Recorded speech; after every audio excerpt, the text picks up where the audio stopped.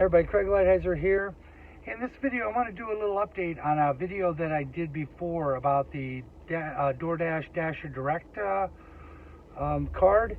And I've had a month and a half to play around with it. I did have a regular card from my bank, but it got lost, or this account got compromised, so I ended up getting this. It came really quick. I got it, and I've been using it, and it's got a great app that notifies you. But the best thing that this card doesn't have, is this card gives you cash back. And I've gotten over $35 in cash back for just normal everyday purchases that this card is not doing for you. So anyway, my advice to you guys is get it. I can also transfer money from this card to this card very easily. It was less than 6 hours and the money was transferred. So it's very easy to do that. I highly recommend it.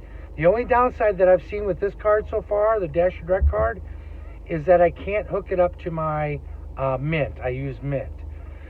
By the way, those links will be down here below this video, but I can't hook it up to Mint.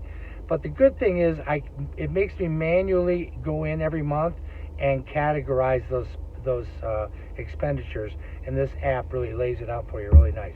So banking's getting cool these days, guys. It is. But anyway, if you got any questions, please ask them below in the replies, and give me a thumbs up. Hey, appreciate it if you did.